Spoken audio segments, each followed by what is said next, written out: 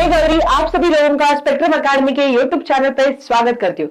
दोस्तों, आप सभी के लिए इतनी शानदार गुड न्यूज है, बहुत जबरदस्त गुड न्यूज है। अभी जो अपना 23 का सेशन था, 2023 का जो भी अपना एग्जाम का सीजन है, उस एग्जाम के सीजन की ये आखिरी एंड सबसे लास्ट वाली ये नोटिफिकेशन है दोस्तों, सबसे इंपॉर्टेंट नोटिफिकेशन है। दैट इज NISCL की असिस्टेंट की नोटिफिकेशन, ऑफिशियल नोटिफिकेशन आउट हुई है दोस्तों।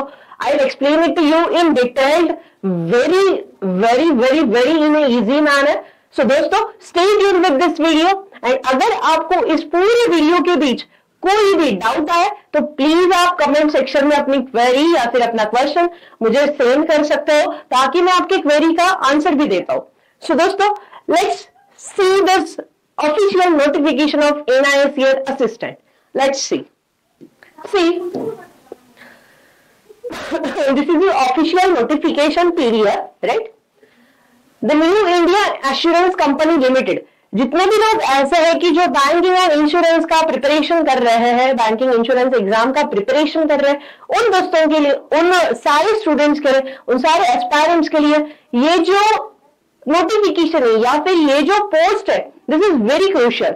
बिकॉज क्या है दोस्तों, ऐसे कई सारे स्टूडेंट्स हो गए कि जिन्होंने अभी इस फेज के अंदर, ये 23 का जो फेज है, इस फेज के अंदर कई सारी एग्जाम्स दी होगी, but by good luck by bad luck I don't know, but due to some reason उनका सिलेक्शन नहीं हुआ है। सो दोस्तों, डोंट वरी अबाउट दिस, ये आपके पास आखिरी मौका है एंड इस मौके को चौका कैसे पार करना वो भी मैं आपको सोल्यूशन लास्ट में देने वाली हूँ। तो दोस्तों, इस वीडियो को बिल्कुल आखिरी तक देखना। चलो देखते हैं इस नोटिफिकेशन के अंदर क्या बोला है। दोस्तों, ये इंश्योरेंस की पोस्ट है। जितने भी अपने इंश्योरेंस सेक्टर में पोस्ट होती है दोस्तों, आपका जॉब लेवल बताती हूँ, बहुत सही जॉब है, बहुत मतलब गवर्नमेंट जॉब विथ मतलब आराम से जॉब कर सकते हो। कंपेयर टू अगर बैंक देखा जाए तो इंश्योरेंस सेक्टर में आप बहुत आराम से जिंदगी बिता सकते हो, मस्त एंजॉय करके। ठीक है, let's see the new India insurance company limited, right. Total इसके अंदर आपको जो भी नंबर ऑफ वैकेंसीज है, total 300 assistant post are there, right. Total 300 post है। लेट्स सी अपने महाराष्ट्र से कितने हैं। Let's see this is Maharashtra Marathi. यहाँ पे क्या होता है, इस पोस्ट के अंदर आपका सिलेक्शन कैसे होता है वो भी मैं बताऊंगी, बट आपकी जो लैंग्वेज है वो मराठी होनी चाहिए। ऐसे कई सारे स्टूडेंट्स हैं कि जो अलग अलग स्टेट से बिलोंग करते हैं, जैसे कि लेटेस्ट कंसिडर आंध्र प्रदेश, तेलुगु। अगर कोई गुजरात से है तो उनको गुजराती आनी चाहिए, it's a mandatory thing, local language compulsory है। अगर मध्य प्रदेश है तो हिंदी आनी चाहिए। If you are from Maharashtra, अगर आप महाराष्ट्र से बिलोंग करते हो, जर तुम्ही महाराष्ट्रीयन असाल तर तुम्हाला मराठी आलीच पाहिजे, ही कंडिशन दिलेली आहे, राइट। It's a condition. अगर आप यूपी से बिलोंग करते हो देन आपके लिए हिंदी आनी चाहिए। Let's see the vacancies. Maharashtra के लिए total number of vacancies are 81, उसमें से SC के 21 है, ST 9, OBC 0, EWS 8, UR 43, total 81 vacancies are there, right. Then उसी के साथ में देखो उसका जो ऑनलाइन रजिस्ट्रेशन प्रोसेस है दोस्तों, वो ऑलरेडी स्टार्ट हो चुका है। 1 तारीख से लेके 1 फेब, 1 फरवरी से लेके 15 फरवरी तक ये डेट है दोस्तों। अभी आज की जो डेट चल रही है, अभी भी आपके पास बहुत अच्छे से समय, you can register for this post also, right. उसका पैटर्न क्या होता है, देखो Tier 1 होता है प्रिलिमिनरी एग्जाम, जो उन्होंने दे दिया है कि 2 मार्च को वो प्रिलिमिनरी एग्जाम होगी, राइट। प्री मेंस है, असिस्टेंट की पोस्ट है दोस्तों।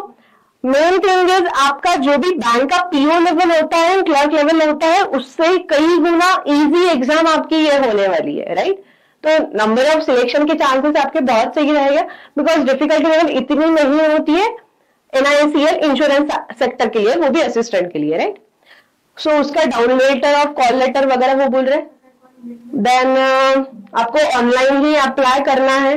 देन ये देखो, ये सबसे इंपॉर्टेंट वो बात बोल रहे हैं, the candidate who qualify on the pre recruitment test, that is preliminary and mains examination, will be further shortlisted for regional language test.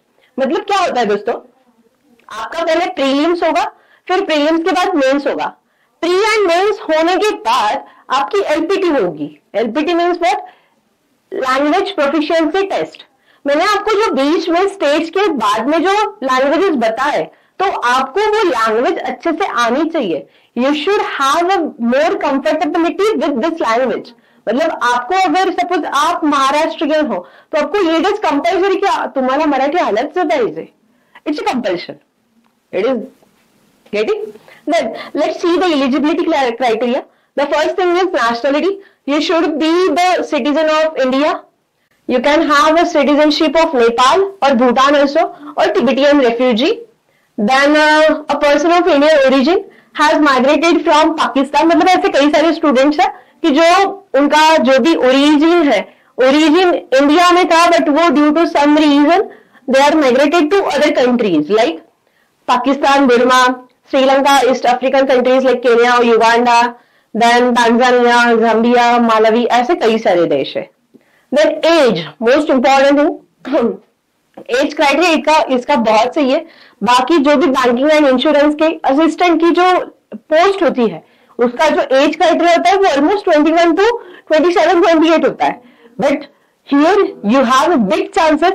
यहाँ पे आपको 30 इयर्स तक का एज क्राइटेरिया दिया है, 21 to 30 years age. 1994 to 2003. Category कुछ age relaxation देखते हैं. SC ST के लिए 5 साल का एज रिलैक्सेशन है, मतलब आप 35 तक आप अप्लाई कर सकते हो.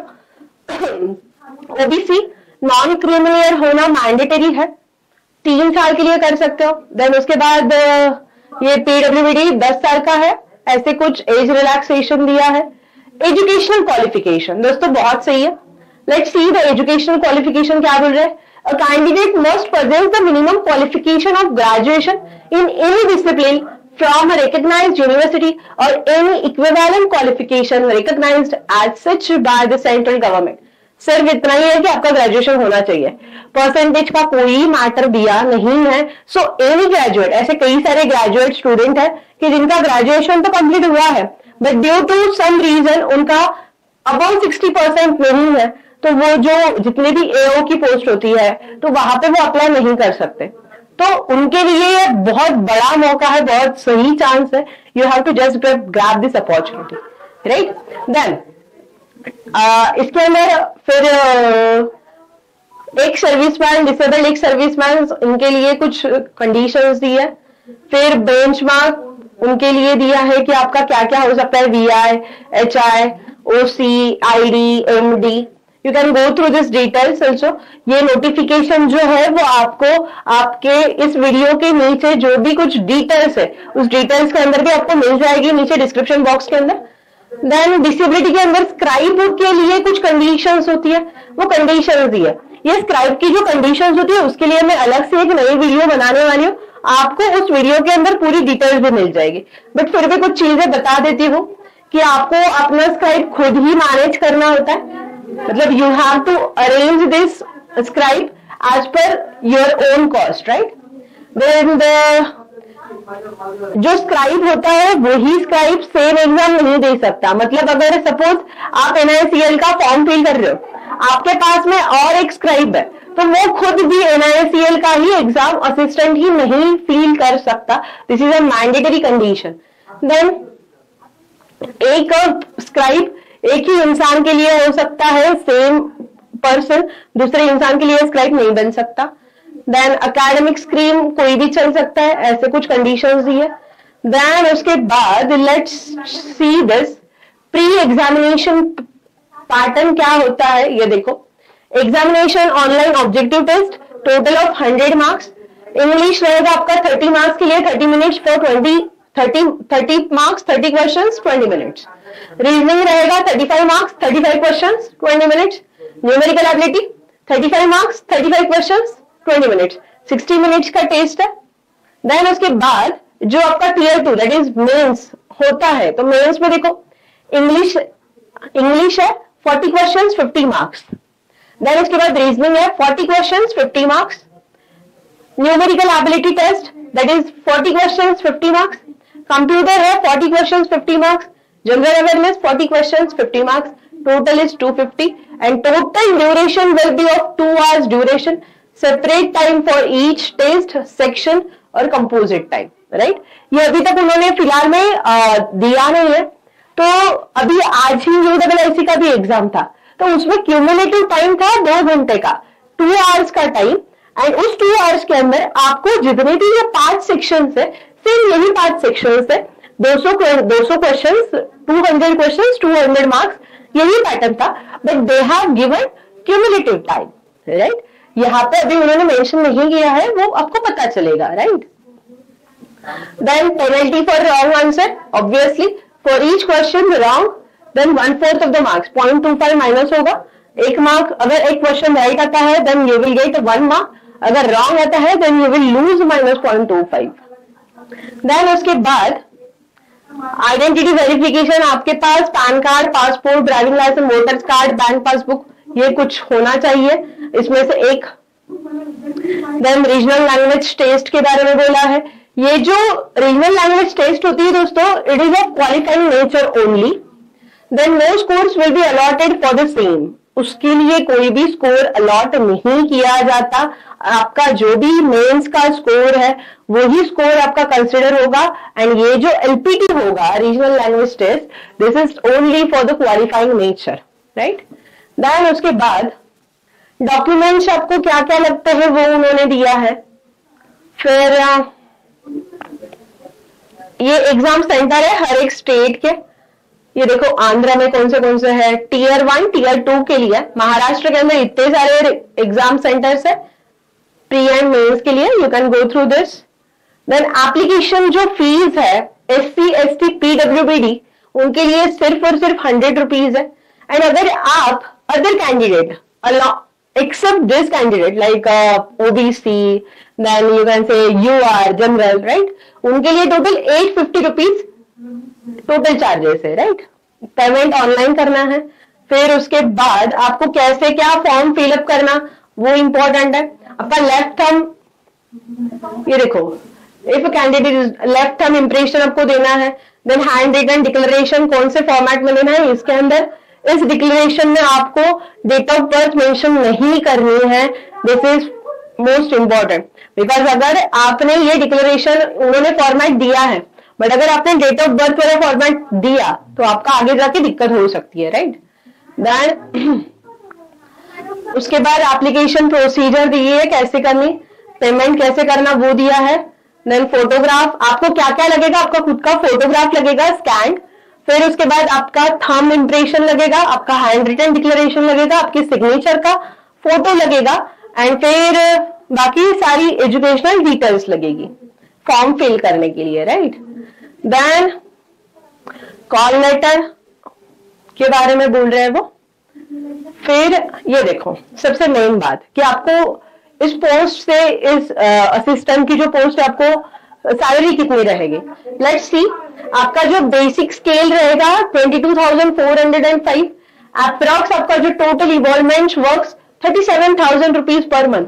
दोस्तों मैं सच में बोल रही हूँ, आप अगर बैंक का क्लेरिकल जॉब देखते हो तो उसमें भी उतनी ही सैलरी मिलती है, बट बैंक का क्लेरिकल जॉब के अंदर जो प्रेशर होता है वो pressure compare to NISL assistant का प्रेशर बहुत कम होता है। सो दोस्तों आई सजेस्ट यू कि आप बहुत अच्छे से इस फॉर्म को फिल कीजिए। एंड अभी अपने पास ऑलमोस्ट 2 मार्च को उसकी प्रीलिमिनरी एग्जाम है। सो दोस्तों 2 मार्च तक अपन को जितना भी सिलेबस मेनली होता है, तो वो सिलेबस कैसे कवर करना, क्या करना, वो भी मैं सीरीज आपको आगे लेके आऊंगी। बट अभी आगे देखते हैं, ये कुछ जनरल इंफॉर्मेशन दी है, राइट। ये कुछ डॉक्यूमेंट्स वगैरह है कि जो लगेंगे आगे जाके, बस ठीक है। तो अभी मैं आपके लिए एक सबसे इंपॉर्टेंट बात है वो मैं आपसे करना चाहती हूँ। दोस्तों अभी हमने जस्ट आप सभी लोगों के, जितने भी स्टूडेंट्स अभी इस वीडियो को देख रहे हैं, सभी स्टूडेंट्स के लिए बहुत शानदार अपॉर्चुनिटी है। दोस्तों एक नई बैच है जो शुरू की है, तो उस बैच के अंदर हमें क्या क्या मिलेगा, लेट्स सी दिस। चलो, this is for the bank.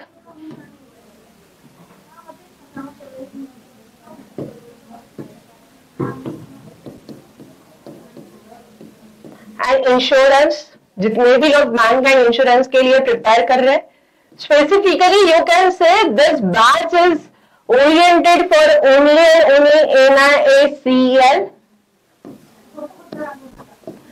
Assistant and AO, right, AO की भी पोस्ट है, यूआईसीएल एओ की भी पोस्ट है, तो उसके लिए है। इस बैच के अंदर हमें क्या क्या मिलने वाला है, लेट्स सी। आपको पूरा का पूरा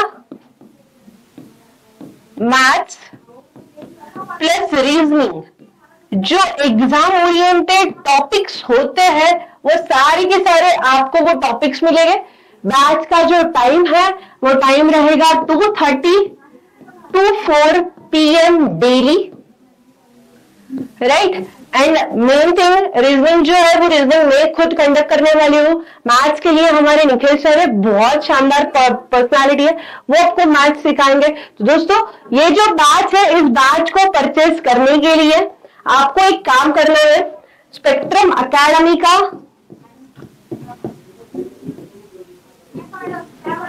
एक ऐप है,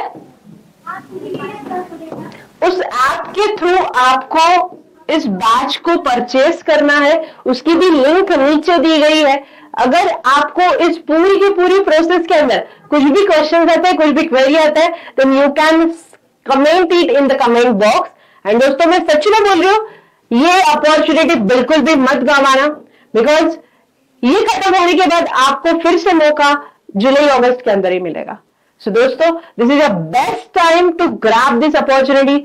सो आई रिक्वेस्ट यू, इस NISEL की जो असिस्टेंट की पोस्ट है उसकी फॉर्म फिलअप कीजिए। And the most important thing is आप इस बैच को ज्वाइन कीजिए, ताकि पूरा का पूरा आपका जो भी सिलेबस है उसको फर्निश होगा पूरा मस्त तरीके से। एंड जो एग्जाम ओरिएंटेड क्वेश्चन है वो सारे के सारे क्वेश्चन अपन इस बैच के अंदर कवर करने वाले। Thank you so much.